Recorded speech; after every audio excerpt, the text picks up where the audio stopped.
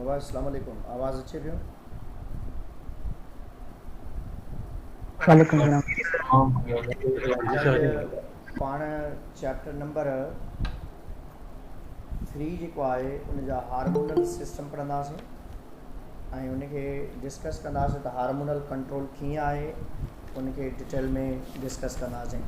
Lecture record भी कयो आहे, उहो रखां बि थो थोरी देरि में, त तव्हां उनखे बि ॾिसी वठिजो जंहिंखे इशू आहे। कल्ह वारो लेक्चर बि रिकॉर्डेड तव्हां ॾे रखियलु आहे। हाणे हार्मोन या पहिरीं असां ॾिसूं त ग्लैंड चइबो छा खे आहे असल में। त ग्लैंड जेके आहिनि that are the group of cells. नथो थिए? हा हिकिड़ो मिनट, नथो थिए हिकिड़ो मिनट।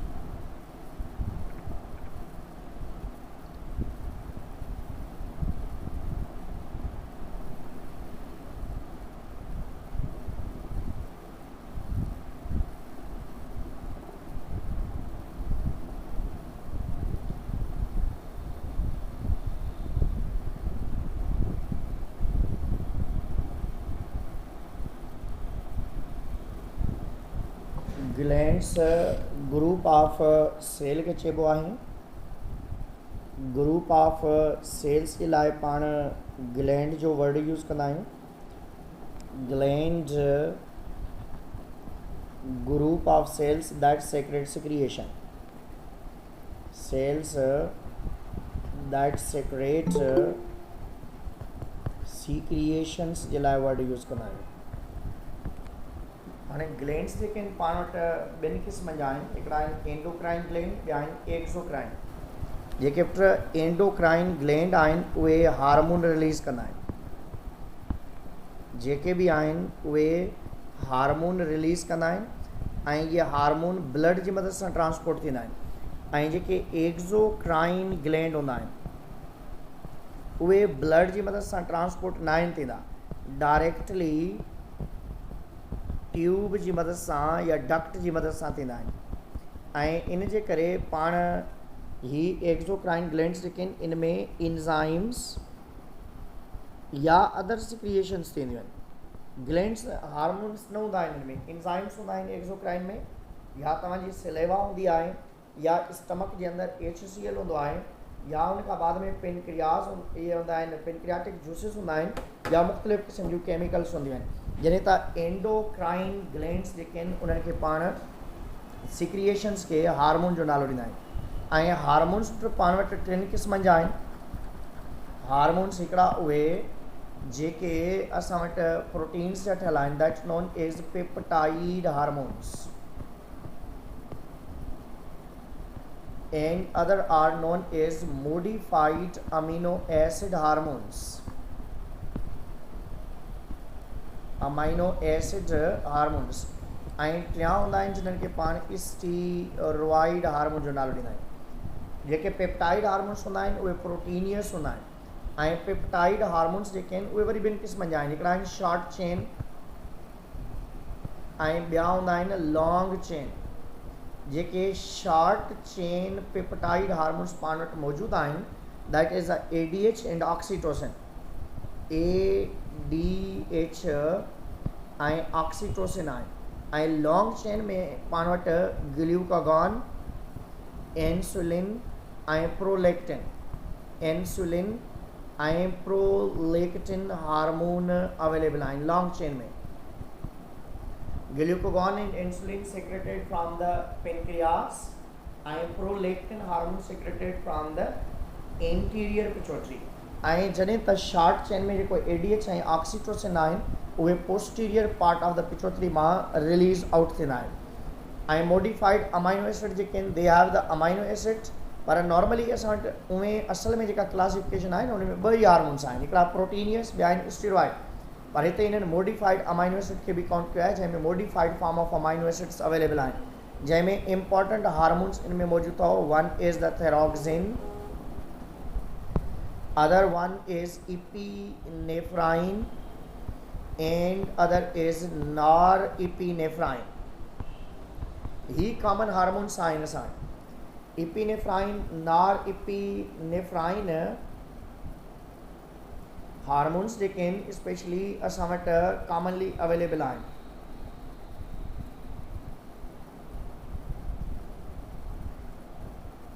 त अहिड़े तरीक़े सां ॿिया वरी हार्मोन्स आहिनि पाण वटि स्टीरॉइड हार्मोन्स जेके आहिनि दैट आर लिपिडिक इन नेचर। जेके बि सेक्सुअल हार्मोन्स आहिनि, सेक्स वारा जेके हार्मोन्स आहिनि, जीअं पाण वटि स्पेशली जेको आहे टेस्टोस्टेरोन हार्मोन आहे या कार्टिकोस्टेरॉइड हार्मोन्स बि इन में था अचनि, त स्टेरॉइड हार्मोन्स जेके आहिनि उहे लिपिडिक इन नेचर हूंदा आहिनि। हाणे जेके हार्मोन्स आहिनि उन्हनि जा एक्शन या फंक्शन ऑफ हार्मोन में पहिरियों जेको आहे वो इहो आहे त identify their target cell by the help of receptor. Hormone identify करे थो, identify their hormones identify their target cells by surface receptors. Surface ते जेके रिसेप्टर्स आहिनि उन्हनि जी मदद सां हिन जी रिकॉग्नाइजेशन थींदी आहे, आइडेंटिफाई कंदा आहिनि on the basis of receptors. त ही उहे हार्मोन्स आहिनि जेके नॉर्मली असांजे जेके आहिनि सरफेस ते इन में जेके आहिनि हार्मोन्स जेके आहिनि आइडेंटिफाई कंदा आहिनि कंहिंजी मदद सां by the help of target cells या जंहिंखे पाण रिसेप्टर्स जो नालो ॾींदा आहियूं।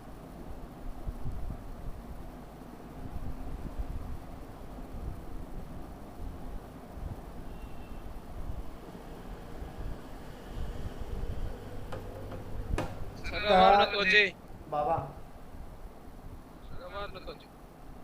ऐं ॿी हिकु स्टेज आहे, पहिरें स्टेज में हार्मोन्स जेके आहिनि आइडेंटिफाई कंदा पंहिंजे टारगेट सेल खे, ऐं ॿी स्टेज में हार्मोन जेको आहे उहो एक्शन कीअं थो करे। हाणे पहिरियों जेको स्टेप आहे कॉमनली त हार्मोन पंहिंजे इनखे रिकॉग्नाइज़ कीअं था कनि, this is known as a hormone,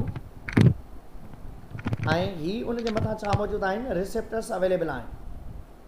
हिते इन सरफेस ते छा मौजूदु आहिनि, रिसेप्टर्स अवेलेबल आहिनि, चाहे प्रोटीनियस हार्मोन्स हुजनि या उन खां बाद में चाहे लिपिडिक स्टेरॉइड हार्मोन्स हुजनि।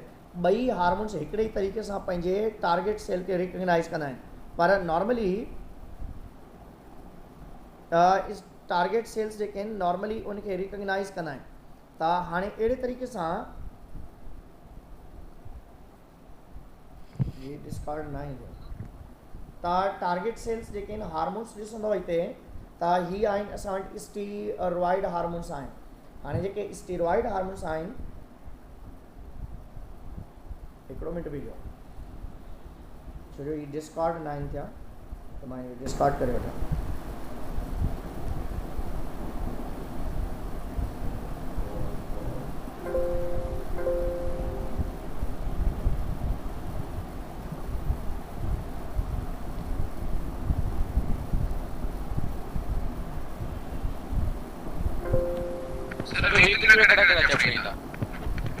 वीकली में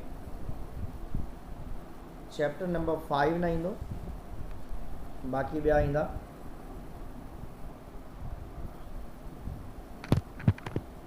फाइव जेको चैप्टर आहे फाइव खां अलावा सब जी बाबा, फाइव त पढ़ियो ई न आहे सर। 5 सुभाणे खां स्टार्ट कंदासीं, 5 न ईंदो, बाक़ी जेके चैप्टर्स आहिनि उहे तव्हांजा 7 को न पढ़ियो आहे सर। हा, जेके न आहिनि पढ़िया उहे कोन ईंदा, बाक़ी जेके पढ़िया आहिनि उहे थींदा न। उन में 8 चैप्टर ईंदो, 8 आहे तव्हां सभु ईंदा ऑलमोस्ट। उन मां 8 मां त ज़रूरु 8 मां सर तव्हां 16 एमसीक्यूज़ कढंदा आहियो सर। हा त पहिरीं टेस्ट हुई न, पहिरीं टेस्ट हुई न, त ज़ाहिर ॻाल्हि आहे पहिरीं टेस्ट सवली ॾिबी, ॿी टेस्ट ॾुखी ॾिबी, वरी सवली ॾिबी, वरी ॾुखी ॾिबी।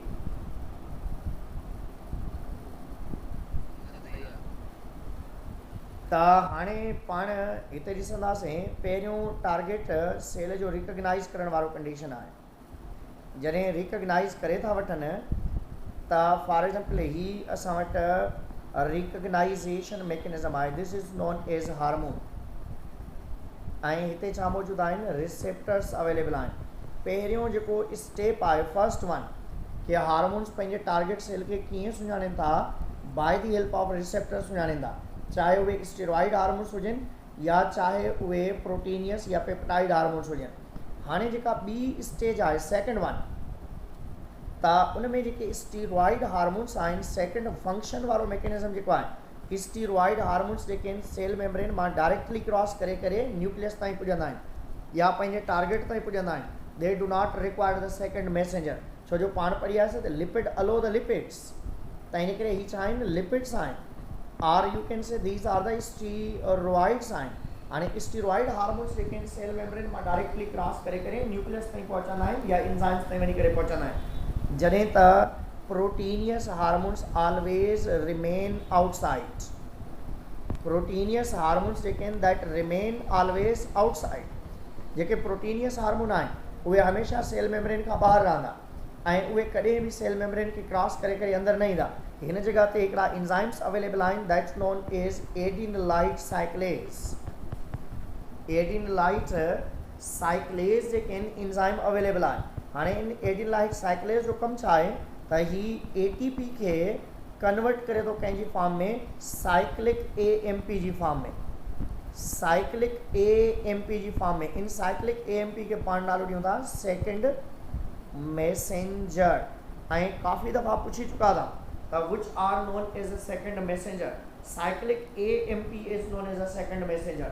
ऐं ॿिया बि थी सघंदा पर अञा ताईं का बि ख़बर न आहे इन खां बि ॿिया कहिड़ा सेकेंड मैसेंजर थी सघंदा, पर अञा ताईं जेका डिस्कवरी आहे त cyclic AMP is working is like the second messenger. Cyclic AMP छा थो करे, पोइ उन खां बाद में पर्टिकुलर एंजाइम खे या पर्टिकुलर पार्ट खे वञी करे एक्टिव करे थो। त अहिड़े तरीक़े सां जेके स्टीरॉइड हार्मोन्स हूंदा आहिनि they are working is like the postman. त पोस्टमैन जीअं घर खां ॿाहिरि बीठो हूंदो आहे, उन लेटर जेको बि हूंदो आहे उहो तव्हांखे ॾींदो आहे ऐं तव्हां वञी करे पंहिंजे घर जे कंहिं वॾे खे डोनेट कंदा आहियो या ॾींदा आहियो वञी करे। त ईअं ई असां वटि जेके प्रोटीनियस हार्मोन्स आहिनि दैट रिमेन आउटसाइड ऐं उहे मैसेज जेके आहिनि इनसाइड डोनेट कंदा आहिनि ऐं ईअं ट्रांसमिशन थींदी आहे। ऐं जेके बि हार्मोन्स जो कंट्रोल आहे all is under the control of, जेके बि असां वटि हार्मोन्स आहिनि, एंजाइम्स आहिनि, उन्हनि जी secretion under the control of feedback mechanism ऐं होम्योस्टेसिस अथव। ऐं असांजी बॉडी में हार्मोन्स नॉर्मल कीअं सिक्रेट थींदा आहिनि फीडबैक मैकेनिज़म जी मदद सां। ऐं असां वटि ग्लैंड्स जाम सारा आहिनि, उन्हनि मां कुझु ग्लैंड्स तव्हां पढ़ंदव नेगेटिव और पॉजिटिव, नेगेटिव पॉजिटिव ॿिन्हिनि में, पर नॉर्मली इंक्रीज़ करण जे लाइ पॉजिटिव वर्क कंदो आहे, छो जो हार्मोन्स जी सिक्रिएशन थींदी आहे। हार्मोन्स तव्हां ख़तमु नथा करे सघो। एंजाइम्स जी रिलीज़ थियण वारो मैकेनिज़म जेको आहे उहो पॉजिटिवली वर्क करे थो। जॾहिं एंजाइम्स जे फंक्शन जी ॻाल्हि कंदा आहियो त उहो नेगेटिव फीडबैक मैकेनिज़म सां ई आहे। त हार्मोन्स असांजी बॉडी में कंटिन्यूअसली रिलीज़ थींदा आहिनि, त उन रिलीज़ थियण वारे रिलीज़ थियण सां जेको आहे असां वटि पॉजिटिव फीडबैक मैकेनिज़म जो मेन रोल हूंदो आहे टू इंक्रीज़ द नंबर। जॾहिं असां हुनखे रोकींदा आहियूं, डिक्रीज़ करण जी कोशिशि कंदा आहियूं, त पोइ उन में असां वटि नेगेटिव फीडबैक मैकेनिज़म हूंदो आहे। हाणे असां वटि पहिरियों हिकिड़ो ग्लैंड बि आहे, ब्रेन जो पार्ट बि आहे, दैट इज़ हाइपोथैलेमस। बाबा जेको हीअ हाइपोथैलेमस आहे, इहे असांजे ब्रेन जे उहो पार्ट आहे जेको थर्मोस्टेट बि आहे या होम्योस्टैटिक ऑर्गन बि आहे। ऐं इन मां हिकु ॿ केमिकल अहिड़ा रिलीज़ थियनि था जेके वञी करे स्टोर थियनि था। One is the ADH, anti diuretic hormone, are also known as a vasopressin. Vasopressin hormone इनखे चइबो आहे।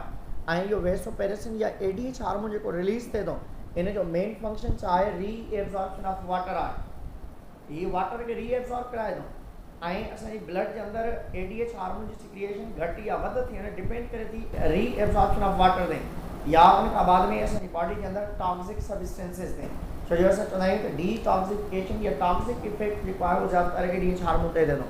ऐं ॿियो आहे ऑक्सीटोसिन। ऑक्सीटोसिन हार्मोन जेको आहे उहो मेल में बि रिलीज़ थिए थो, फीमेल में बि। फीमेल बॉडी जे अंदरि इन जा ॿ मेन फंक्शन आहिनि। हिकिड़ो आहे एजैकुलेशन ऑफ मिल्क, माना ब्रीस्ट में मिल्क ठहे थो, उनखे रिलीज़ करणु, उनखे ॿाहिरि करणु कंहिंजो कमु आहे इन ऑक्सीटोसिन जो कमु आहे।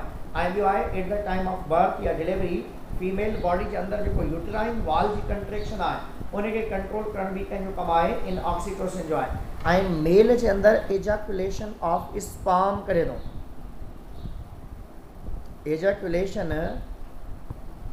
एजैकुलेशन ऑफ स्पर्म्स ऐं इपीडिडाइमस वारे रीजन ते इन ऑक्सीटोसिन जो इफेक्ट थिए थो ऐं उते कंट्रैक्शन थिए थी at the time of sex ejaculation of semen या ejaculation of male reproductive fluid release out थिए थो ऑक्सीटोसिन मेल के अंदर एजैकुलेशन करे थो ऐं फीमेल के अंदर मिल्क ब्रीस्ट मां रिलीज आउट कराए थो ऐं उन खां बाद में ॿार या बेबी खे मदर बॉडी मां डिलीवर्ड आउट कराए थो या ॿार रिलीज़ कराए थो। हाणे इन खां बाद में इहे ॿई हार्मोन्स जेके यादि रखंदो ADH ऐं ऑक्सीटोसिन ठहनि था हाइपोथैलेमस मां स्टोर थियनि था posterior part of the pituitary में ऐं हाइपोथैलेमस मां कुझु ॿिया हार्मोन्स बि रिलीज़ थींदा आहिनि जंहिंखे पाण गोनेडोट्रॉपिक रिलीज़िंग हार्मोन्स चवंदा आहियूं जेके ॿिनि हार्मोन्स या ग्लैंड्स खे कंट्रोल करे थो स्पेशली सिक्रिएशन जे लिहाज़ सां। Other one is the pituitary gland. Pituitary gland के पास्ट में मास्टर ग्लैंड भी चइबो हुयो पर in past now we are not using the master gland because that is under the control of hypothalamus. त पिट्यूटरी ग्लैंड जेको आहे इनखे ॿियो नालो ॾिबो अथव हाइपोफाइसिस। हाइपोफाइसिस चइबो आहे एंड इट इज़ लोकेटेड बिलो द हाइपोथैलेमस ऐं हाइपोथैलेमस पाण थैलेमस जे हेठां अवेलेबल आहे ऐं ही हाइपोथैलेमस जे हेठां जेका आहिनि जी अवेलेबिलिटी आहे ऐं पिट्यूटरी ग्लैंड जेको आहे इन मां जाम सारा हार्मोन्स रिलीज़ थींदा पर पाण पिट्यूटरी ग्लैंड खे जेकॾहिं ॾिसंदासीं पिट्यूटरी जा 3 पार्ट्स आहिनि। हाणे उन पिट्यूटरी ग्लैंड मां हिकिड़ो पार्ट आहे पाण वटि पोस्टीरियर पार्ट। इन पोस्टीरियर पार्ट मां ADH ऐं ऑक्सीटोसिन रिलीज़ थिए थो। पिट्यूटरी ग्लैंड मास्टर ग्लैंड आहे पास्ट में असांखे मास्टर ग्लैंड चवंदा हुआसीं ऐं इनखे हाणे हाइपोफाइसिस चइबो थो ऐं इन जी लोकेशन बिलो द हाइपोथैलेमस अथव and this is a endocrine gland. Physis माना सर बाबा फाइसिस माना फाइसिस लोकेशन जे लिहाज़ सां यूज़ कयूं था हाइपोफाइसिस थैलेमस जे लिहाज़ सां वर्ड यूज़ कयूं था इन जे लाइ त बिलो द हाइपोथैलेमस ही लोकेटेड आहे उन जे करे इनखे नालो ॾिबो आहे।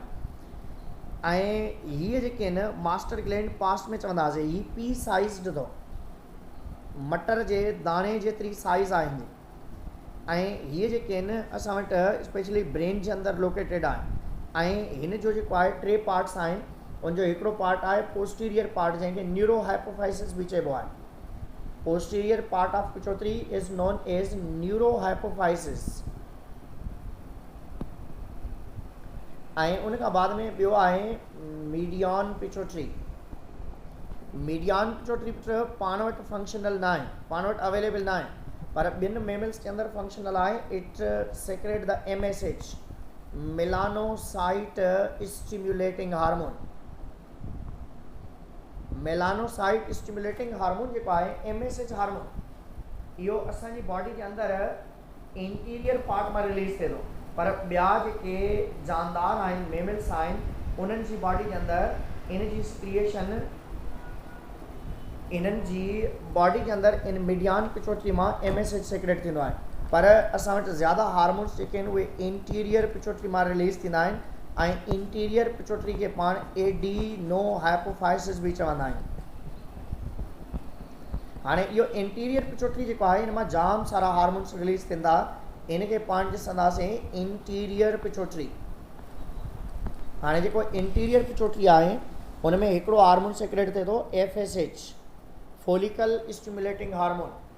ऐं फॉलिकल स्टिम्युलेटिंग हार्मोन जो मेन फंक्शन छा आहे त ओवरी जे अंदरि जेको गैरेफिन फॉलिकल सिलेक्ट थिए थो उन गैरेफिन फॉलिकल जी सिलेक्शन करणु कंहिंजो कमु आहे FSH जो कमु आहे ऐं उन गैरेफिन फॉलिकल जी जॾहिं एज पूरी थिए थी त LH हार्मोन एक्ट करे थो ल्यूटिनाइज़िंग हार्मोन। LH हार्मोन ल्यूटिनाइज़िंग हार्मोन ऐं ल्यूटिनाइज़िंग हार्मोन पाण पढ़ी आयासीं त जॾहिं मिनिस्ट्रल साइकिल थिए थो मेंसिस वारो प्रोसेस थिए थो त उन मिनिस्ट्रल साइकिल जे 12th डे ते 12th 13th 14th 15th day ते LH हार्मोन पिट्यूटरी ग्लैंड मां रिलीज़ थिए थो ऐं गैरेफिन फॉलिकल खे बर्स्ट करे थो ऐं ओव्यूलेशन वारो प्रोसेस जेको आहे उहो LH हार्मोन जी मदद सां थींदो आहे। ऐं थर्ड आहे ACTH hormone adrenocorticotropic hormone. ACTH hormone adrenocorticotropic hormone adrenal cortex खे कंट्रोल करे थो ऐं एड्रीनल कार्टेक्स जी सिक्रिएशन खे कंट्रोल करे थो। TSH hormone thyroid stimulating hormone. TSH thyroid stimulating hormone आहे। थायराइड ग्लैंड मां जेके सिक्रिएशंस थींदियूं आहिनि उन्हनि खे कंट्रोल करणु TSH हार्मोन जो कमु आहे। एंड नंबर 5 ते पाण वटि आहे prolactin hormone that is responsible for the milk production. Milk formation खे कंट्रोल करे थो ई। ऐं नंबर 6 ते ऑक्सीडेशन हूंदो आहे न सर मिल्क प्रोडक्शन जे लाइ सर जी ऑक्सीडेशन में सर मिल्क प्रोडक्शन जे लाइ हूंदो आहे रिलीज करण जे लाइ हूंदो आहे। ब्रीस्ट खे कंट्रैक्ट कराए करे उन मां ॿाहिरि कढंदो आहे। मिल्क जी ठहण वारी कंडीशन प्रोलैक्टिन ते हूंदी आहे। जॾहिं प्रोलैक्टिन हार्मोन जी सिक्रिएशन थींदी त मिल्क ठहंदो ऐं मिल्क खे जॾहिं ब्रीस्ट मां ॿाहिरि कढिबो त उनजे लाइ असां वटि इजैकुलेशन आहे।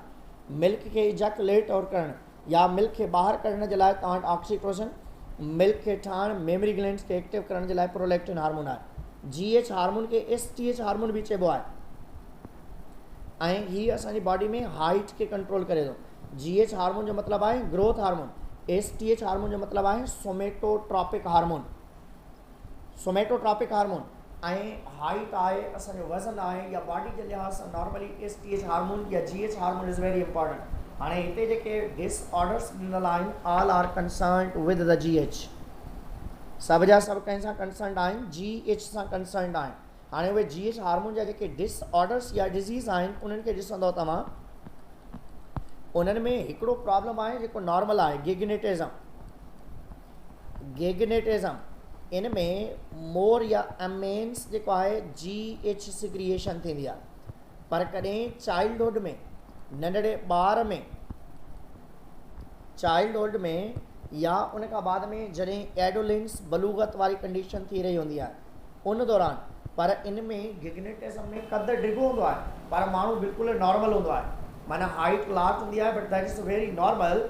उनजी पूरी बॉडी नॉर्मल हूंदी आहे छो जो उन दौरान जॾहिं उहो डेवलप थी रहियो हूंदो आहे त बोन्स बि डेवलप थींदा आहिनि। उन सां गॾो गॾु नॉर्मल मसल्स जी बि डेवलपमेंट थींदी आहे। जॾहिं तव्हां एक्रोमीगली में माण्हू परेशान हूंदो आहे या एबनॉर्मल हूंदो आहे। ही ओल्ड एज में इन में बि मोर सिक्रिएशन ऑफ GH थिए थी पर ही एबनॉर्मल कंडीशन थींदी आहे। इन में एबनॉर्मल बोन्स डेवलप थींदा आहिनि। एबनॉर्मल जेका आहे चिन ॾियारी डेवलप थींदी आहे ऐं इन जी बॉडी जा बोन्स जेके आहिनि अल्टीमेटली ब्रेक बि थी सघनि था।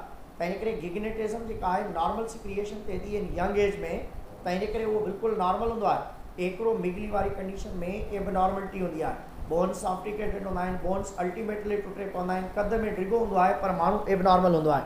ऐं ड्वार्फिज़म वारी कंडीशन में कद जो नंढड़ो हूंदो आहे माण्हू but completely normal. Less GH hormone secretion थींदी आहे। हाणे सर गिगेटिज़म में सर को नुकसान थींदो आहे जी बाबा जेका गिगेटिज़म थींदी आहे सर में नुकसान आहे सर को उन में को अहिड़ो नुक़सान न आहे। उन में गिग्नेटिज़म में इहो आहे कद जो डिघो हूंदो आहे पर उन जी बॉडी जे अंदरि नॉर्मल कंडीशन हूंदी आहे। को बि अहिड़ो प्रॉब्लम न हूंदो आहे पर एक्रोमीगली में इहो हूंदो आहे त बोन्स उनजा एबनॉर्मल हूंदा आहिनि, बॉडी एबनॉर्मल नज़र ईंदी आहे, उनजी ॾियारी वधियल नज़र ईंदी आहे ऐं हथ थुल्हा नज़र ईंदा आहिनि या डिघियूं आङिरियूं हूंदियूं आहिनि त एबनॉर्मलिटी जेका आहे फॉर्म ऐं फंक्शन्स जे लिहाज़ सां असांखे नज़र ईंदी आहे। ऐं ड्वार्फिज़म में बिल्कुलु माण्हू ठीकु हूंदो आहे, कद जो नंढड़ो हूंदो आहे, रिप्रोडक्टिव ऐं फर्टाइल हूंदो आहे। जॾहिं त टर्नर सिंड्रोम जॾहिं पाण पढ़ंदा आहियूं त उन में एबनॉर्मलिटी हूंदी आहे। टर्नर सिंड्रोम में कहिड़ी एबनॉर्मलिटी हूंदी आहे त हू स्टेराइल हूंदा आहिनि, नॉन रिप्रोडक्टिव हूंदा आहिनि ऐं सिर्फ़ु फीमेल्स थी सघंदियूं। पर जॾहिं त ड्वार्फिज़म में मेल ऐं फीमेल ॿिन्हिनि मां को बि थी सघे थो। ऐं इन खां बाद में पाण ईंदासीं थायरॉइड ग्लैंड ते। थायरॉइड ग्लैंड जेको आहे पंहिंजे नेक रीजन ते मौजूदु हूंदो अथव अहिड़े तरीक़े सां। ऐं ही थायरॉइड ग्लैंड जेको आहे असांजी बॉडी जे अंदरि कॉमनली मेटाबॉलिज़म खे कंट्रोल करे थो। थायरॉइड ग्लैंड जा जेके आहिनि ॿ इम्पॉर्टेंट हार्मोन्स आहिनि। हिकिड़ा आहिनि थायरॉक्सिन वारा जेके मेटाबॉलिज़म खे कंट्रोल कंदा ऐं ॿियो आहे कैल्सीटोनिन वारो। जेको थायरॉक्सिन हार्मोन आहे असांजी बॉडी जे अंदरि उहो आयोडीन जे करे डेवलप थींदो आहे। आयोडीन जेकॾहिं आयोडीन जी कमी आहे पोइ T3 ऐं T4 जी सिक्रिएशन में प्रॉब्लम थींदो आहे। T3 चइबो आहे ट्राई आयोडोथायोनिन, T4 चइबो आहे टेट्रा आयोडोथायोनिन। T3 हार्मोन्स जेके हूंदा आहिनि that are more effective and energetic या मोर इन्वॉल्व हूंदा आहिनि हुन में ऐं T4 जेके आहिनि एतिरा इन्वॉल्व न आहिनि हूंदा। T3 ऐं T4 में आयोडीन जी लॻल हुअण जी कंडीशन खे शो कयो थो वञे। हिकिड़े में 3 आयोडीन लॻल आहिनि, ॿिए में जेके आहिनि T4 4 लॻल आहिनि। त तव्हां असांखे आयोडीन मिला नमक खाइणु खपे, न त जेके आहिनि असांखे प्रॉब्लम्स ज़रूरु थींदा। हाणे थायराइड ग्लैंड जी एबनॉर्मलिटी जे लिहाज़ सां हिकिड़े पाण ॾिसंदासीं, लेस सिक्रिएशन खे पाण हाइपोथायराइडिज़म चवंदा आहियूं।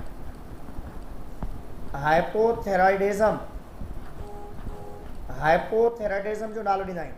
जॾहिं लेस सिक्रिएशन थींदी आहे थायराइड ग्लैंड जी, थायराइड हार्मोन जी जॾहिं लेस सिक्रिएशन थींदी आहे त उनखे पाण हाइपोथायराइडिज़म जो नालो ॾींदा आहियूं। हाइपोथायराइडिज़म में छा हूंदो आहे, लेस थायराइड सिक्रिएशन हूंदी आहे, ऐं हाइपरथायराइडिज़म में मोर थायराइड सिक्रिएशन हूंदी आहे। हाणे इन में हिकिड़ी बीमारी बि आहे जंहिंखे पाण मैक्सीडीमा चवंदा आहियूं। मैक्सीडीमा थोरो ओल्ड एज में थींदी अथव। इन जे लाइ असां चवंदा आहियूं त that occur specially in main या मम्मा या मदर। ऐं ॿी थींदी आहे क्रेटिनिज़म। क्रेटिनिज़म जेका आहे उहा चिल्ड्रन में थींदी आहे, नंढड़नि ॿारनि में थींदी आहे, पर ॿिन्हिनि कंडीशन में कॉमनली करेक्टर्स असांखे सिमिलर ई नज़र ईंदा आहिनि।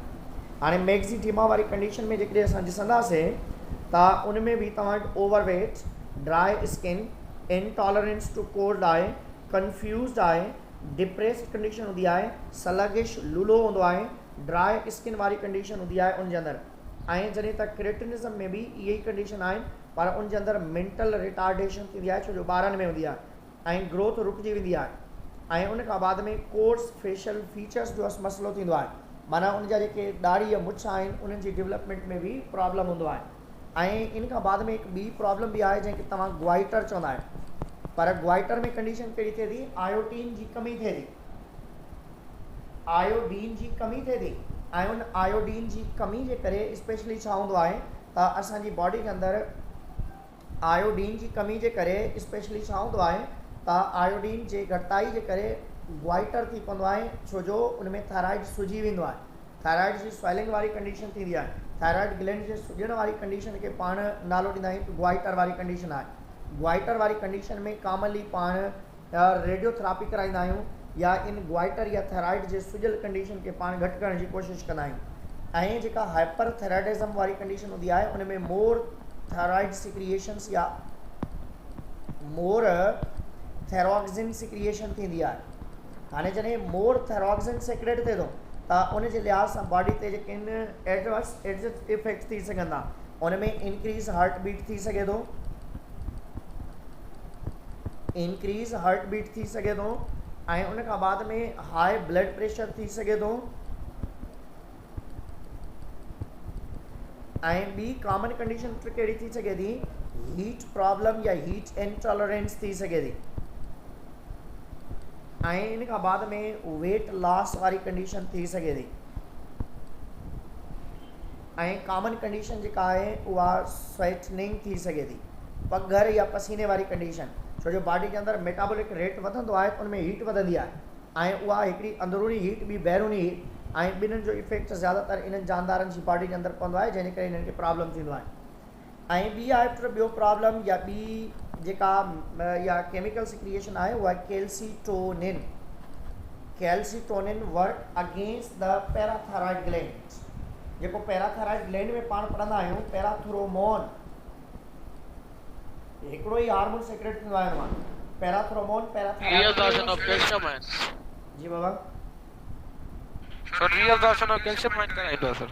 रीएब्जॉर्प्शन ऑफ कैल्शियम कराए थो, पर डीमिनरलाइजेशन बि कराईंदो आहे। माना पहिरें पैराथ्रोमोन हार्मोन कमु कंदो आहे, कैल्शियम जी रीएब्जॉर्प्शन कराए थो। रीएब्जॉर्प्शन कराए थो किडनी जे अंदरि, पर जेकॾहिं ब्लड में कैल्शियम खे मेंटेन नथो करे त बोन्स मां कैल्शियम खे डीमिनरलाइजेशन बि कराए थो।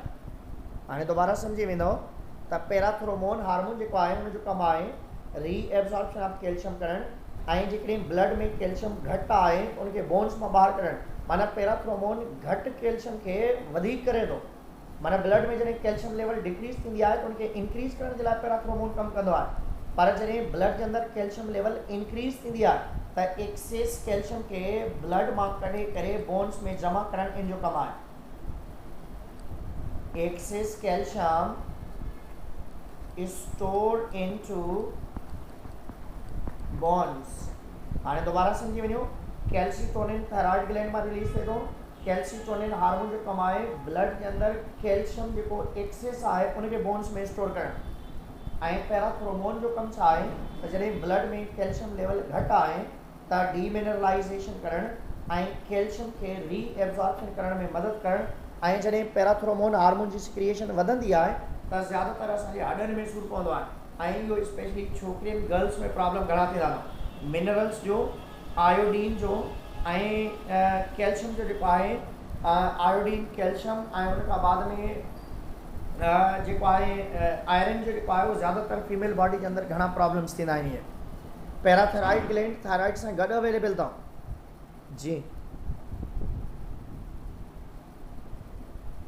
पैराथायराइड जेको आहे उहो थायराइड ग्लैंड सां गॾु लोब्स जी फॉर्म में अवेलेबल हूंदो आहे त इन करे पाण उनखे पैराथायराइड चवंदा आहियूं। Next one is the pancreas. Pancreas is known as dual gland ऐं पेनक्रियास जा ॿ पार्ट आहिनि। One is the exocrine part and other is endocrine part.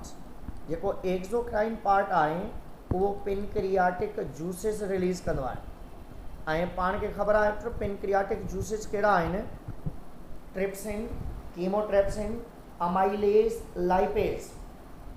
Trypsin, chymotrypsin, amylase, lipase जी जेका सिक्रिएशन थिए थी उहा पेनक्रियाटिक जूसिस चवराईंदा आहिनि ऐं एंडोक्राइन सिक्रिएशंस जेके आहिनि जितां सेक्रेट थींदा उनखे नालो ॾिबो आहे आइसलेट ऑफ लेंगरहेन जो नालो ॾींदा आहिनि। आइसलेट ऑफ लेंगरहेन जो नालो ॾिबो आहे। आइसलेट लेंगरहेन मां ॿ इम्पॉर्टेंट इन हार्मोन सेक्रेट थींदा आहिनि। One is the insulin and other is the glucagon. Insulin जो फंक्शन तव्हांखे ख़बर आहे बॉडी के अंदर जॾहिं कैल्शियम ग्लूकोज लेवल इंक्रीज थींदी आहे त उनखे घटि करणु इंसुलिन जो कमु आहे ऐं इंसुलिन जे न हुअण जे करे असांजी बॉडी के अंदर डायबिटीज़ थींदी आहे ऐं डायबिटीज़ जा ॿ टाइप्स आहिनि। चैप्टर 8 में पढ़ी आयासीं। डायबिट 1 ऐं डायबिट 2 आहे। डायबिट 1 जेका आहे नॉन जेनेटिकल आहे, डायबिट 2 जेका आहे जेनेटिकल आहे। इंसुलिन हार्मोन जे न सिक्रेट थियण जे करे यूरिन में ग्लूकोज पास थींदो आहे।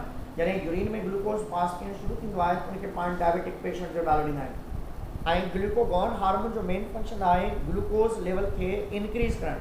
जॾहिं ब्लड में ग्लूकोज लेवल डिक्रीज़ हूंदी आहे त ग्लाइकोजन खे ग्लूकोज में ब्रेक करे करे ब्लड ग्लूकोज लेवल खे इंक्रीज़ करण वारी कंडीशन जे लिहाज़ सां पाण नालो ॾींदा आहियूं ग्लूकोगॉन हार्मोन जो कमु आहे ऐं ग्लूकोगॉन हार्मोन जो कमु आहे increase glucose level into the blood आहे।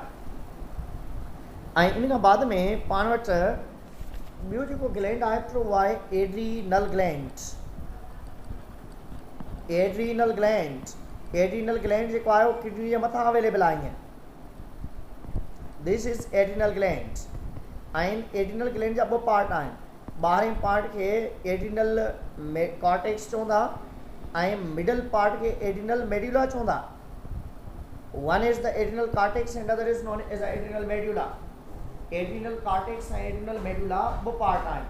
हाणे एड्रीनल कॉर्टेक्स जेको आहे उहो छा थो सिक्रेट करे ऐं adrenal medulla one is the adrenal cortex आहे। हाणे एड्रीनल कॉर्टेक्स मां बंच ऑफ हार्मोन्स रिलीज़ थींदा जंहिंखे कार्टिकोस्टेरॉइड हार्मोन्स चवंदा आहिनि ऐं ही पार्ट जेको आहे कंहिंजे कंट्रोल में आहे ACTH हार्मोन जे कंट्रोल में आहे। एड्रीनो कार्टिकोट्रॉपिक हार्मोन जे कंट्रोल में आहे। ACTH हार्मोन एड्रीनो कार्टिकोट्रॉपिक हार्मोन जे कंट्रोल में आहे। एड्रीनल कॉर्टेक्स जेको आहे एड्रीनो कार्टिकोट्रॉपिक हार्मोन जे कंट्रोल में आहे ऐं इन मां कहिड़ी शइ रिलीज़ थिए थी। वन इज़ द कार्टिज़ोल ऐं कार्टिज़ोल हार्मोन जो मेन फंक्शन आहे ग्लूकोज मेटाबॉलिज्म कराइणु। ग्लूकोज मेटाबॉलिज्म कराइणु आहे ऐं उन खां बाद में बॉडी के अंदर मसल वेस्टिंग या हाइड्रोलाइसिस कराइणु आहे ऐं इन कार्टिज़ोल जे प्रॉब्लम जे करे हिकिड़ो कॉमन प्रॉब्लम थींदो आहे जंहिंखे पाण कशन सिंड्रोम चवंदा आहियूं। कशन सिंड्रोम जो नालो ॾींदा आहियूं। हाणे ही कशन सिंड्रोम वारो जेको करेक्टर आहे उनमें ओबेसिटी, मसल वेस्टिंग, हाइपरटेंशन ऐं कॾहिं कॾहिं डायबिटीज़ थियण जा बि चांस हूंदा अथव इन कशन सिंड्रोम में। पर नॉर्मली कॾहिं कॾहिं एड्रीनल कॉर्टेक्स डीजनरेट बि थी वेंदो आहे जंहिंखे पाण एडिसन्स डिज़ीज़ चवंदा आहियूं। हीउ जेको एडिसन्स डिसऑर्डर आहे इनमें ऑटो इम्यून सिस्टम जे करे माना बॉडी के अंदर ऑटोमेटिकली कहीं प्रॉब्लम जे करे या उन खां बाद में बॉडी के अंदर कहीं हार्मोन इन वायरल इन्फेक्शन या कहीं ॿी शइ जे करे त नॉर्मली एडिसन्स डिसऑर्डर थियण जा चांस हूंदा आहिनि ऐं एडिसन्स डिसऑर्डर में चवंदो आहे एडिनल कॉर्टेक्स जेको आहे उहो डीजनरेट थींदो आहे या डिस्ट्रक्शन थींदी आहे जंहिंजे करे बॉडी के अंदर प्रॉब्लम्स क्रिएट थींदा आहिनि एडिसन्स जे करे वेट लॉस ऐं वीकनेस ऐं रिड्यूस द ब्लड प्रेशर ऐं लो ब्लड शुगर लेवल थियण जा चांस घणा हूंदा आहिनि ऐं इन खां बाद में पाण वटि ॿियो हार्मोन आहे जंहिंखे पाण एल्डोस्टेरोन हार्मोन चवंदा दैट्स वेरी इंपॉर्टेंट जेको असांजी बॉडी के अंदर सोडियम ऐं क्लोराइड आइंस खे मेंटेन करे थो ऐं पाण खे ख़बर आहे एल्डोस्टेरोन हार्मोन जेको आहे असां वटि तॾहिं ई सेक्रेट थींदो आहे जॾहिं किडनी जे अंदरि सोडियम लेवल डिक्रीज़ थींदी आहे जॾहिं किडनी में सोडियम लेवल डिक्रीज़ थिए थी ब्लड जेका सोडियम लेवल डिक्रीज़ वारी वञे थी त इन ब्लड जे अंदरि किडनी मां हिकिड़ो एंजाइम सेक्रेट थिए थो that known as a renin enzyme ऐं इहो renin enzyme angiotensinogen plasma protein जेको आहे उनखे ब्रेक करे थो कंहिं में एंजियोटेंसिन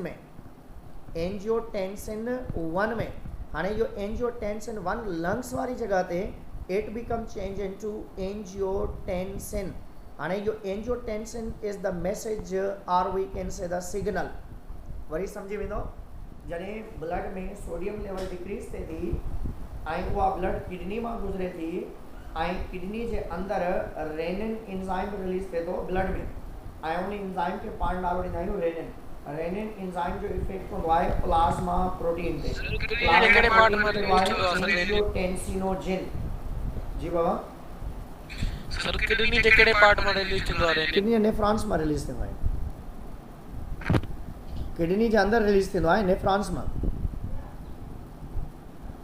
त किडनी जे अंदरि रिलीज़ थिए थो ऐं इहो एंजियोटेंसिनोजिन जेको हार्मोन आहे इन जो एंजियोटेंसिन जेको टेंसिनोजिन केमिकल आहे इनखे ब्रेक कबो आहे एंजियोटेंसिन 1 में हाणे इहो angiotensin 1 become active into the angiotensin at the lungs हाणे लंग्स मां इहो ब्लड में हूंदो आहे हाणे ब्लड जंहिं पार्ट मां गुज़रंदी आहे उन पार्ट तां ब्लड वेसल्स खे कंस्ट्रक्ट कंदी आहे to increase the blood pressure ऐं जॾहिं ब्लड प्रेशर इंक्रीज़ थी थो वञे ऐं इहो ई ब्लड वञे थो कंहिं वटि किडनी वटि त किडनी लाइ इहो मैसेज हूंदो आहे to absorb the sodium and chloride ion sodium ऐं क्लोराइड आइंस खे एब्जॉर्ब करण जे लाइ स्पेशली सोडियम ऐं क्लोराइड आइंस खे एब्जॉर्ब करण जे लाइ स्पेशली कंहिं शइ जी ज़रूरत पवंदी आहे एल्डोस्टेरोन जी यानी सोडियम क्लोराइड आइंस ब्लड में इंक्रीज़ थींदा अल्टीमेटली वाटर जी एब्जॉर्प्शन थींदी यानी वाटर घणो ब्लड जे अंदरि एड थींदो to maintain the blood pressure blood volume माना इन सॼे टेक्निक खे प्रोसेस खे पाण रेनिन सिस्टम चवंदा आहियूं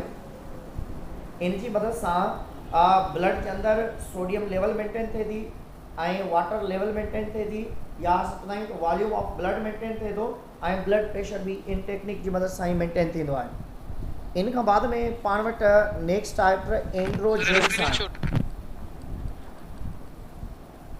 एंड्रोजिन आहे एंड्रोजिन जेके आहिनि that are the hormones that are specifically for the secondary sexual characters लाइ हूंदा का पोई स्लाइड में कजो सर या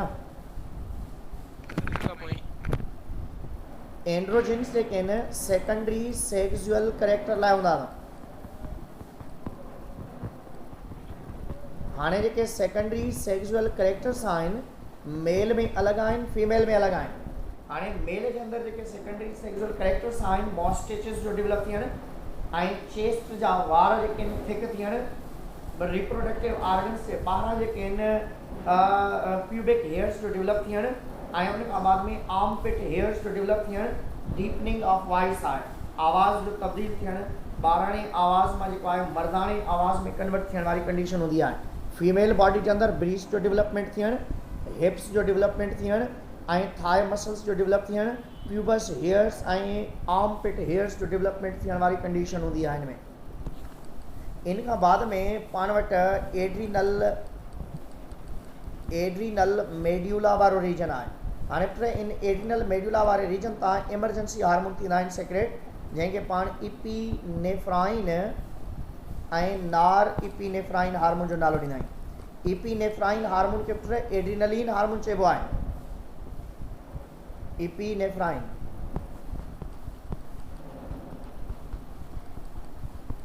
इपिनेफ्राइन हार्मोन ऐं नॉर इपिनेफ्राइन हार्मोन के एमरजेंसी हार्मोन चइबो आहे। इपिनेफ्राइन हार्मोन के एड्रेनलिन, नॉर इपिनेफ्राइन के नॉर एड्रेनलिन हार्मोन चइबो आहे। हाणे ॿई हार्मोन्स जा ऑलमोस्ट फंक्शंस रिलेटेड आहिनि, पर नॉर इपिनेफ्राइन हार्मोन के additionally function in like to maintain the blood pressure. त एतिरो ब्लड प्रेशर मेंटेन रख, ईअं न त ब्लड वेसल्स जेके आहिनि आर्टरीज़ फटिजी पवनि या प्रॉब्लम थिए। हाणे असांजी बॉडी के अंदरि इपिनेफ्राइन ऐं नॉर इपिनेफ्राइन हार्मोन्स जेके आहिनि, जेके कमु कनि था, इंक्रीज़ हार्ट बीट कनि था, ब्लड ग्लूकोज लेवल मेंटेन थिए थो, ब्रीदिंग रेट इंक्रीज़ थिए थो, मेटाबॉलिक रेट इंक्रीज़ थिए थो, ऐं उन खां बाद में मसल्स के सप्लाई ऑफ ऑक्सीजन इंक्रीज़ थिए थी, ऐं ATP प्रोडक्शन वधे थी। तंहिंजे करे तव्हां नॉर्मल खां वधीक कमु करे वठंदा आहियो जॾहिं तव्हां स्पेशली एमरजेंसी वारी कंडीशन में हूंदा आहियो। त इन खां बाद में पाण वटि ॿिया कुझु नंढड़ा नंढड़ा ग्लैंड्स भी अवेलेबल आहिनि। उन्हनि में हिकिड़ो ग्लैंड आहे पाण वटि थाइमस ग्लैंड। त थाइमस ग्लैंड मां हिकिड़ो हार्मोन सेक्रेट थींदो आहे that known as thymosin. Thymosin hormone जेको आहे उहो T लिम्फोसाइट्स के मैच्योर कराए थो। T लिम्फोसाइट्स जेके मैच्योरेशन आहे उहा by the help of thymus gland थिए थी। ऐं थाइमोसिन हार्मोन हिकिड़ो सेक्रेट थिए थो। थाइमस ग्लैंड असांजे चेस्ट रीजन ते अवेलेबल हूंदो आहे ऐं behind the breast bone available हूंदो आहे, ऐं इन जूं लोब्स जेके आहिनि उहे ट्रेकिया सां अटैच्ड हूंदियूं आहिनि। ऐं तमामु जेको आहे ही इम्पॉर्टेंट ग्लैंड आहे because this is responsible for the immune responses. ॿियो आहे असां वटि पाइनियल ग्लैंड। इहो पाइनियल ग्लैंड ब्रेन में मौजूदु हूंदो आहे ऐं इहो मेलाटोनिन हार्मोन सेक्रेट कंदो आहे। ऐं मेलाटोनिन हार्मोन जो मेन फंक्शन हूंदो आहे त हीउ असांजी बॉडी के अंदरि स्लीप एंड अवेकनिंग खे कंट्रोल कंदो आहे। ऐं ॿारनि जे अंदरि जेको आहे निंड, स्लीप एंड अवेकनिंग सां गॾोगॾु जेके सेक्सुअल करेक्टर्स आहिनि या असां कंदा आहियूं त गोनेड जी डेवलपमेंट खे बि कंट्रोल करे थो। इन जी सिक्रिएशन जेका आहे डे एंड नाइट में घटि वधि थिए थी या वेरिएबल हूंदी आहे। सीज़न जे लिहाज़ सां समर एंड विंटर में बि वेरिएबल हूंदी आहे। ऐं ही पाइनियल ग्लैंड्स जेके आहिनि असांजे ब्रेन जे अंदरि अवेलेबल आहिनि। Gonads you know very well, gonads reproductive organs के चइबो आहे। मेल गोनेड्स पाण वटि टेस्टिस आहिनि ऐं उन मां टेस्टोस्टेरोन हार्मोन सेक्रेट थिए थो। फीमेल गोनेड्स जेके आहिनि असां वटि ओवरी आहे जंहिंमां ईस्ट्रोजन ऐं प्रोजेस्टेरोन हार्मोन जी सिक्रिएशन थींदी आहे। इन खां बाद में तव्हां वटि सिमिलरिटीज़ हूंदियूं आहिनि। सिमिलरिटीज़ में नॉर्मली पाण चवंदा आहियूं सिमिलरिटीज़ हूंदियूं आहिनि। उन सिमिलरिटीज़ में त पाण वटि जेके आहिनि हिकिड़ा केमिकल मैसेंजर रिलीज़ थींदा आहिनि। माना फॉर एग्जाम्पल हार्मोन्स भी केमिकल मैसेंजर आहिनि, न्यूरो ट्रांसमीटर भी केमिकल मैसेंजर आहिनि ऐं ॿिन्हिनि जो कमु होम्योस्टेसिस में हूंदो अथव ऐं ॿई जेके आहिनि कोऑर्डिनेशन में कमु कंदा आहिनि ऐं उन खां बाद में operate under the stimulation of external ऐं इंटरनल स्टिमुली ते कमु कंदा आहिनि। ऐं ॿिन्हिनि में डिफरेंस छा आहे? नर्वस कोऑर्डिनेशन जेको असांजी बॉडी के अंदरि आहे उहो फास्टर हूंदो आहे। केमिकल कोऑर्डिनेशन पाण वटि स्लो हूंदो आहे ऐं उन खां बाद में रिस्पॉन्स जेके आहिनि शार्टर एंड ड्यूरेशन हूंदा आहिनि ऐं उन जा रिस्पॉन्सिस जेके आहिनि लागर मोस्टली जेके आहिनि इरिवर्सिबल हूंदा आहिनि। छो जो हार्मोन्स ब्लड में रिलीज़ थियण खां बाद में रिवर्स बैक न आहिनि थींदा। जॾहिं त पाण न्यूरो ट्रांसमीटर पढ़ी आयासीं त उहे रिवर्स बैक थींदा आहिनि। दोबारा जेको रिलीज़ कंदो आहे उहो ई एब्ज़ॉर्ब कंदो आहे। ऐं हाणे पाण ईंदासीं बिहेवियर जी तरफ़ ईंदासीं। बिहेवियर इथोलॉजी के चइबो आहे। Scientific study about the behaviour is known as ethology. ऐं बिहेवियर जे लाइ पाण पढ़ंदा आहियूं त that responses are change at the space and time. माना वक़्तु ऐं जॻह जे लिहाज़ सां तव्हांजो बिहेवियर हूंदो आहे। तव्हां क्लासमेट आहियो अलॻि बिहेवियर, तव्हां घर में बाबा सां गॾु आहियो अलॻि बिहेवियर, अम्मी सां गॾु आहियो अलॻि बिहेवियर, भेणुनि सां गॾु आहियो अलॻि बिहेवियर, सुबुह जे टाइम अलॻि बिहेवियर, शाम जे टाइम अलॻि बिहेवियर, मंझंदि जे टाइम अलॻि बिहेवियर, सर्दी में अलॻि बिहेवियर, गर्मी में अलॻि बिहेवियर। तंहिंजे करे बिहेवियर असांजो हमेशह डिपेंड करे थो स्पेस ऐं टाइम जे लिहाज़ सां। ऐं बिहेवियर जी जेकॾहिं साइंटिफिक स्टडी कंदासीं त दैट्स नोन एज इथोलॉजी। ऐं इहो बिहेवियर कंहिं हिकिड़े फैक्टर ते असां आइडेंटिफाई न कंदा आहियूं। बिहेवियर में जानदार जी फिजियोलॉजी, जानदार जी इकोलॉजी, जानदार जी एवोल्यूशन, जानदार जा जेके भी प्रोस्पेक्ट्स आहिनि स्पेक्ट्स आहिनि सॉरी जेके भी एस्पेक्ट्स आहिनि उन्हनि तमामु एस्पेक्ट्स खे पाण आइडेंटिफाई करे पोइ स्टडी कंदा आहियूं। And you know very well behaviour जेको आहे इन में हिकिड़ो आहे इनेट बिहेवियर ऐं ॿियो आहे लर्निंग बिहेवियर।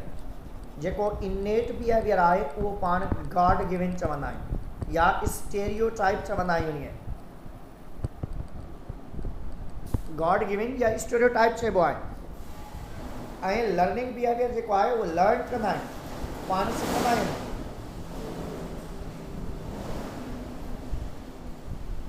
लर्निंग बिहेवियर मां पाण लर्न कंदा आहियूं, पाण सिखंदा आहियूं। हाणे इन लर्निंग बिहेवियर जे लिहाज़ सां जेकॾहिं पाण ॾिसंदासीं त शयूं पाण लर्न कंदासीं, जीअं ॻाल्हाइणु सिखो था तव्हां, पढ़णु सिखो था तव्हां, या उन खां बाद में जेको बि कमकारियूं आहिनि उहे सिखो था तव्हां। ऐं इनेट बिहेवियर जीअं तव्हां वटि उबासी आहे, या उन खां बाद में जीअं तव्हां वटि जेको आहे खंघणु आहे, निछणु आहे, मुस्कुराइणु आहे, इहे तमामु बिहेवियर्स जेके आहिनि पाण वटि इनेट बिहेवियर आहिनि। ऐं इनेट बिहेवियर जेके आहिनि पाण वटि खोड़ सारा आहिनि। उन्हनि मां हिकिड़ो जेको आहे one is the kinesis. Kinesis this is non directional. Kinesis में को डायरेक्शन ना आहे, पर इनेट बिहेवियर आहे, गॉड गिवन आहे। जीअं फॉर एग्जाम्पल वुड लाइस आहे that response to the dry condition and humidity. जॾहिं ड्राई कंडीशन हूंदी थी बहितर तरीक़े सां रिस्पॉन्ड कंदो, जॾहिं ह्यूमिडिटी वारी कंडीशन हूंदी आहे त हीअ जानदार हली बि न सघंदा। ऐं ॿियो हूंदो आहे त जीअं टेक्सिस आहे, जीअं ट्रॉपिक मूवमेंट तव्हां प्लांट में पढ़ी आहियो, ईअं टेक्सिस आहे, डायरेक्शनल आहे। जेकॾहिं का बि शइ उन इंफॉर्मेशन जी तरफ़ थी वञे त पॉजिटिव टेक्सिस, जेकॾहिं का शइ परे थी वञे त उनखे नेगेटिव टेक्सिस चइबो आहे। डायरेक्शनल मूवमेंट आहे टूवर्ड्स या अवे फ्रॉम द स्टिमुलस जे लिहाज़ सां हूंदो आहे। ऐं ॿियो हूंदो आहे रिफ्लेक्सिस। पाण रिसेंटली पढ़ी आयासीं रिफ्लेक्सिस त पंहिंजी बॉडी में नी जर्क आहे, ब्लिंकिंग ऑफ आई आहे। कॾहिं बि कंहिं अम्मी अबू या कंहिं पाण खे सेखारियो न आहे तव्हां हिन में रिस्पॉन्ड कीअं कयो। ऐं नंबर 4 ते आहे पाण वटि FEP, fixed action pattern. Fixed action pattern में इहो आहे त जानदार कंहिं फिक्स तरीक़ेकार तहत रिप्रोड्यूस कंदा आहिनि। जीअं 3 स्पाइन स्टिकल बिग फिश आहे, ऐं उहा मच्छी जेका आहे पंहिंजे रिप्रोडक्शन दौरान, पंहिंजे सेक्सुअल स्टिमुलेशन दौरान पंहिंजी बॉडी के अंदरि कुझु केमिकल रिलीज़ कंदी आहे, ऐं उनखे पाण साइन स्टिमुलस चवंदा आहियूं। ऐं उन साइन स्टिमुलस की वजह सां पंहिंजी बॉडी के अंदरि रिलीज़ करे थी, ऐं पंहिंजी बॉडी जो कलर चेंज करे छॾे थी, ऐं उन रेडिश या पिंकिश कलर खां इंडिकेट करे थो हू जानदार त शी इज़ या he is ready for the fighting or reproduction. ईअं ई तव्हां कैट्स ॾिसंदो जो रिप्रोडक्शन तरीक़ेकार अलॻि आहे, ईअं ई तव्हां डॉग्स ॾिसंदो जो रिप्रोडक्शन तरीक़ेकार अलॻि आहे, ईअं ई कैमल ॾिसंदो जो रिप्रोडक्शन तरीक़ेकार अलॻि आहे। हर जानदार जो ख़ासि तरीक़ेकार हूंदो आहे जंहिंसां उहो रिप्रोड्यूस कंदा आहिनि, पंहिंजे तरीक़ेकार खे फॉलो कंदा आहिनि। ऐं learning behaviour is concern with the learning. हाणे उन में सभु शयूं सिखंदा आहियूं। उन में हिकिड़ो आहे त हेबिचुएशन, माना आदत पइजी वञणु, लत पइजी वञणु। फॉर एग्जाम्पल पहिरें तव्हांखे ऑनलाइन पढ़ण में मुश्किलात पई थिए, हाणे ऑनलाइन पढ़ण में तव्हांखे सवलाई थी थिए, छो जो तव्हांखे ख़बर आहे टाइम बचंदो, ऐं घर वेठे शयूं रिकॉर्डेड फॉर्म में मिलंदियूं, ऐं जंहिं टाइम जंहिं वक़्तु जेका आहे तव्हां चाहियो उन शइ खे ॿुधी सघो था, सम्झी सघो था। ऐं ऑनलाइन तव्हांजो टेस्टूं 24 आवर्स अवेलेबल आहिनि, या ऑनलाइन तव्हां बग़ैर कंहिं टाइम वेस्ट कए जेके आहिनि अचण वञण जी जेके आहिनि कंहिं तकलीफ़ खां बचण जे लाइ स्पेशली घर में ई तव्हां सॼो ॾींहुं वेठा आहियो पंहिंजी स्टडी था कयो, त अहिड़े तरीक़े सां तव्हां वटि पेट ऑर्गेनिज़म्स जेके आहिनि हैबिचुएट थियनि था, या कंहिं बि फियर फैक्टर खे जेकॾहिं तव्हां रिजेक्ट कयो था पाण उनखे हैबिचुएशन चवंदा आहियूं। इम्प्रिंटिंग जो मतिलबु आहे जीअं को करे तव्हां ईअं कयो। सर बाबा सर वो फेप वारो सर एग्जांपल समझाइजो। जी फेप वारो एग्जांपल समझाइजो वरी सर। कोई आवाज़ नथो अचे, हल छा पिया चओ? सर फेप जेको न फिक्स एक्शन पैटर्न सर उन जो एग्जांपल वरी समझाइजो सर। सनावला मूंखे आवाज़ नथो अचे। ओके सर ठीक है, तो अॻियां कंटिन्यू कयो। तो मूंखे मैसेज कयो, व्हाट्सएप ते मैसेज कयो, छो जो उहा ओपन नथो थिए न, रिवर्स बैक थींदसि वरी रिटर्न थींदो। मूंखे व्हाट्सएप ते मैसेज कर।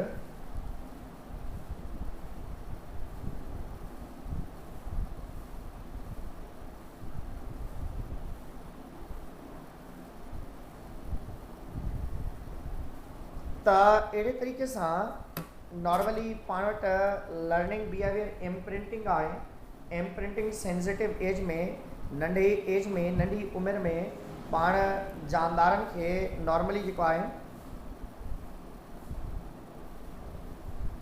त जानदारनि खे पाण स्पेशली जेके आहिनि नंढड़ी उमिरि में, जीअं तव्हां मंकी आहे या डॉग आहे या एलिफेंट आहे, को बि जानदार नंढी उमिरि में जेकॾहिं उनखे सेखारींदो त उनजे लाइ फेप सनाल फिक्स्ड एक्शन पैटर्न जो मतिलबु आहे त जानदार पंहिंजे ख़ासि टाइम ते जॾहिं उनजो रिप्रोडक्शन जो इहो हूंदो आहे या किथे को विढ़ण वारी कंडीशन हूंदी आहे त हू पंहिंजी बॉडी जे अंदरि तब्दीली आणींदा आहिनि। जीअं तव्हां ॾिसो लाइन आहे त विढ़ण दौरान पंहिंजो पुछ कंडे ते रखंदो आहे, मथे करे छॾींदो आहे, त उहो इंडिकेट कंदो आहे त हमरा गुस्से में आहे। ईअं ई तव्हां वटि जेको आहे हिकिड़ो जानदार आहे स्पेशली रेटल स्नेक आहिनि। रेटल स्नेक जेके आहिनि हालांकि उहे ज़हरीला न आहिनि, पर जॾहिं उन्हनि खे को ख़तरो महसूसु थींदो आहे त उहे पुछ खे हणंदा आहिनि ऐं उन में छिड़कणो लॻल हूंदो अथनि, उनखे वॼाईंदा आहिनि ऐं माण्हुनि खे ॿुधाईंदा आहिनि त असां विढ़ण लाइ तयारु आहियूं, असां एक्टिव आहियूं। हिते बि ईअं आहे त फिक्स्ड एक्शन पैटर्न जो मतिलबु आहे हिकु फिक्स तरीक़ेकार आहे कंहिं एक्शन जे लिहाज़ सां। त जीअं कुता आहिनि उन्हनि जे रिप्रोडक्शन जो हिकिड़ो फिक्स तरीक़ेकार हो। डॉग्स पहिरें पाण में जेके कॉम्बिनेशन मेटिंग कंदा आहिनि, मेटिंग करण खां बाद में ॿई उल्टा थी बीहंदा आहिनि, पोइ माण्हू जेके अची करे उन्हनि खे पादर हणंदा आहिनि, जुका हणंदा आहिनि, तो तबी न छॾींदा आहिनि, छो जो उन्हनि जो हिकिड़ो फिक्स तरीक़ेकार आहे, उन सां उहे रिप्रोड्यूस कंदा आहिनि ऐं ॻंढिजी वेंदा आहिनि पाण में। ईअं ई डोंकी जेके आहिनि, मेल डोंकी फीमेल डोंकी जे मथां चढ़ंदो आहे ऐं फीमेल डोंकी जे गर्दन ते उहो बाइट कंदो आहे ऐं उन बाइट करण जे लाइ ईअं ई तव्हां केस आहिनि त हर जानदार जो हिकु अलॻि रिप्रोडक्शन तरीक़ेकार हूंदो आहे, उनखे उहे फॉलो कंदा आहिनि, उनखे पाण FAP चवंदा आहिनि। ऐं जेके 3 स्पाइन स्टिकलबैक फिश आहे उहा पंहिंजी बॉडी में हिकिड़ो रिलीज़र केमिकल रिलीज़ कंदी आहे ऐं उन रिलीज़र केमिकल जे करे उनजी बॉडी जो कलर चेंज थी वेंदो आहे ऐं उन चेंज कलर सां इंडिकेशन हूंदी आहे अपोनेंट जे लाइ या मुखालिफ़ जे लाइ त बाबा असां रेडी आहियूं विढ़ण जे लाइ या असां रेडी आहियूं रिप्रोडक्शन जे लाइ। जेकॾहिं मेल आहे त फीमेल खे जेको आहे अट्रैक्ट करण जे लिहाज़ सां उहो इंडिकेट कंदो आहे ऐं जेकॾहिं को ख़तरो आहे उन अपोनेंट खे आइडेंटिफाई कबो आहे त असां विढ़ण लाइ तयारु आहियूं, कुझु बि नथो करे सघे। क्लासिक कंडीशनिंग जेका आहे हिते पाण वटि बाबा क्लासिक कंडीशनिंग जो मतिलबु इहो आहे त इररिलेवेंट स्टिमुलस खे रिस्पॉन्ड करणु, माना स्टिमुलस जेको आहे उहो इररिलेवेंट आहे त अहिड़े तरीक़े सां इररिलेवेंट स्टिमुलेशन वारी कंडीशन आहे त इररिलेवेंट स्टिमुलस खे रिस्पॉन्ड करण वारी कंडीशन आहे त अहिड़ी कंडीशन जे लाइ पाण स्पेशली नालो ॾींदा आहियूं या जेका आहे क्लासिक कंडीशनिंग आहे। क्लासिक कंडीशन में केविन पॉल कुते खे ॿधियो ऐं उनखे घिंटी सां आदी कयईं, छो जो घिंटी नई उनजी खुराक आहे, नई खाधो आहे, घिंटी सां उनखे आदी कयईं, बेल वॼाए करे उनजी वात जे अंदरि स्लेवरी सिक्रिएशंस पिए थियूं। हाणे उन स्लेवरी सिक्रिएशंस जे लिहाज़ सां उन जानदार जेको आहे स्पेशली परेशान थी वियो त हाणे थिए छा पियो, जॾहिं उहो बेल वॼाए पियो तॾहिं उनखे खाधो पियो मिलियो। कंटिन्यूअसली इन प्रैक्टिस सां उनजा स्लेवा जेके आहिनि स्लेवरी सिक्रिएशंस आदी थी विया ऐं बाद में इनजी सिक्रिएशन जेका आहे उहा टोटली बेल ते डिपेंड पे कई बजाए इनजे जेके आहिनि खाधे ते, छो जो जॾहिं खाधो ॾेई ॾिठो त उन में स्लेवरी सिक्रिएशंस न पिए थियूं, छो जो बेल ते उहो आदी थी वियो त इन करे त बेल इज़ इररिलेवेंट स्टिमुलस उनखे रिस्पॉन्ड करण जे लिहाज़ सां पाण चवंदा आहियूं। हाणे ॿियो आहे operant and classic conditioning, sorry trial and error. Operant conditioning हूंदी आहे या इनखे पाण ट्रायल एंड एरर जो बि नालो ॾींदा आहियूं। हाणे इन में कंडीशन कहिड़ी आहे त हिकिड़ो पिंजरो ठाहियो वियो या हिकिड़े बॉक्स जे अंदरि जेके जानदार रखिया विया माइस या पीजन ऐं खाधो लिकायो वियो, पर उन खाधे खे उन लीवर सां अटैच कयो वियो ऐं जानदार खे जॾहिं अंदरि छॾियऊं त उन जानदार कोशिशि कई ऐं उन जानदार जॾहिं कोशिशि कई त उन जानदारनि जॾहिं कोशिशि कई त अहिड़े तरीक़े सां पाण नॉर्मली जेके आहिनि इहे जानदार जेके आहिनि हिक ॿिए खे अट्रैक्ट कयो इन सॉरी जेको आहे उन जॾहिं लीवर खे पुश कयो त उन लीवर जे पुश करण मां उन जानदार खे खाधो मिलियो या फूड जी अवेलेबिलिटी थी त बाद में उहो जानदार सिखी विया त बाबा हाणे जॾहिं उन शइ खे पुश कबो त उन मां ई उनखे खाधो मिलंदो या उनखे फूड मिलंदी। त अहिड़े तरीक़े सां जॾहिं पाण घर जे अंदरि हूंदा आहियूं या कंहिं नए घर में शिफ्ट थींदा आहियूं उते सॼा बटण हणंदा आहियूं ऐं उन बटण हणण दौरान जेको आहे कॾहिं कॾहिं पाण ग़लती बि करे वठंदा आहियूं, पर नॉर्मली जॾहिं वंस असांखे ख़बर पइजी वेंदी आहे त हीउ बटण पखे जो आहे, हीउ बटण एयर कंडीशन जो आहे, हीउ बटण जेको आहे फलां बल्ब जो आहे, त बाद में असां उन एग्ज़ैक्ट बटण खे पुश कंदा आहियूं ऐं उन जी मदद सां ई असां पंहिंजे प्रोसीजर खे प्रोसीड कंदा आहियूं त उन मां असां सिखी वठंदा आहियूं। त इन खे पाण कॾहिं ग़लती ऐं कॾहिं उन मां असां जल्दी में सिखी वठंदा आहियूं, उनखे ट्रायल एंड एरर चइबो आहे। ऐं ॿियो अथव पुट लेटेंट लर्निंग। लेटेंट लर्निंग जो मतिलबु आहे जल्दी में सिखी वञण जी जेका सलाहियत आहे। त अहिड़ी कंडीशन खे पाण नॉर्मली नालो ॾींदा आहियूं त that is known as latent learning. ऐं लेटेंट लर्निंग चूहनि में घणी अथव। फॉर एग्जाम्पल ही माउस आहे, उन में हिकिड़ो बॉक्स तयारु कयो वियो ईअं पज़ल बॉक्स, ऐं हिकिड़ी साइड ते खाधो ऐं हिकिड़ी साइड ते चूहा छॾिया विया, त चूहो जेको आहे जल्दी में वञी करे उन फूड ताईं पहुचो। त उन जे लाइ इहा शइ ॿुधाई वई त चूहा जेके आहिनि लेटेंट लर्निंग या जल्दी में पंहिंजी मंज़िल ताईं पहुचण जे लिहाज़ सां एक्टिव हूंदा आहिनि, या पहुची सघनि था, या उन्हनि में इहा एबिलिटी आहे पंहिंजी मंज़िल ताईं पहुची वञनि। ऐं इनसाइट लर्निंग तमामु असां में आहे, ऐं असां जेके प्रॉपरली कंहिं बि शइ खे अरेंज करे पंहिंजी मंज़िल ताईं पंहिंजी शयुनि खे कलेक्ट करण जी सलाहियत रखूं था, त उनखे पाण नालो ॾींदा आहियूं त दैट इज़ इनसाइट लर्निंग। ऐं बायोलॉजिकल रिदम्स आहिनि। बायोलॉजिकल रिदम्स में बायोलॉजिकल क्लॉक पाण पढ़ी आयासीं। लॉन्ग टाइम रिस्पॉन्सिस खे पाण बायोलॉजिकल रिदम्स चवंदा आहियूं। हिकिड़ा हूंदा आहिनि एक्सोजीनियस रिस्पॉन्सिस जेके एक्सटर्नली हूंदा आहिनि, एंडोजीनियस जेके तव्हां असांजे बॉडी जे अंदरूनी हूंदा आहिनि, ऐं एन्युअल रिदम्स जेके हूंदा आहिनि सालाना जानदारनि खे जेको आहे दौरो पवंदो आहे। जीअं फॉर एग्जाम्पल तव्हांजे मुख़्तलिफ़ क़िस्म जा जानदार आहिनि, स्पेशली हिकिड़ा जानदार साल में ब्रीड कंदा आहिनि, एन्युअल ब्रीडर, साल में 2 दफ़ा ब्रीड कंदा आहिनि, बाय एन्युअल ब्रीडर, ऐं उन खां बाद में इहे इंटरनली आहिनि। सर्केडियंस रिदम्स जे लिहाज़ सां जानदारनि जे रिस्पॉन्सिस खे तव्हां स्टडी कंदा आहियो त ॾींहं जो 24 घंटनि में उहे कीअं था रिस्पॉन्ड कनि।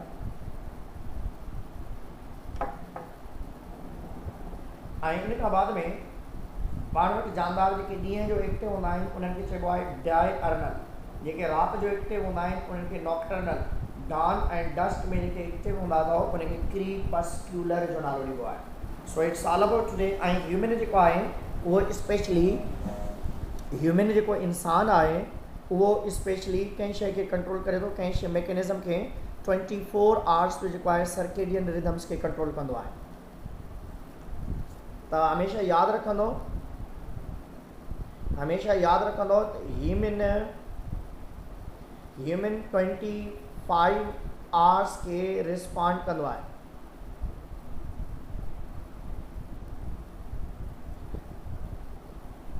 ठीकु आहे, इन खे पढ़ी अचिजो। सुभाणे इंशाल्लाह चैप्टर नंबर 5 स्टार्ट कंदासीं।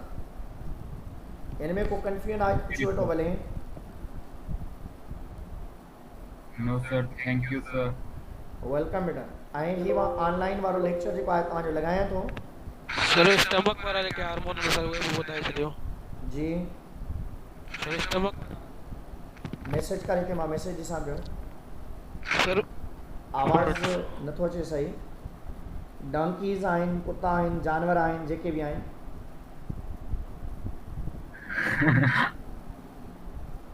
जी स्टमक में छा आहे? स्टमक जा हार्मोन्स जेके आहिनि पुट, स्टमक जे अंदरि पाण वटि गैस्ट्रिन हार्मोन सेक्रेट थींदो आहे। गैस्ट्रिन स्मॉल इंटेस्टाइन में सेक्रेटिन हार्मोन सेक्रेट थींदो आहे। सेक्रेटिन TIN फर्स्ट ईयर में चैप्टर नंबर 12 में पाण पढ़ंदा आहियूं स्टमक। उन स्टमक सां गॾु तव्हांखे पढ़ायो आहे सेक्रेट गैस्ट्रिन हार्मोन ऐं ड्यूडेनियम पढ़ंदा आहियूं। ड्यूडेनियम जी वाल मां ब्लड में हार्मोन सेक्रेट थींदो आहे सेक्रेटिन। स्टमक मां गैस्ट्रिन ऐं ड्यूडेनियम मां सेक्रेटिन। ठीकु आहे, ओके।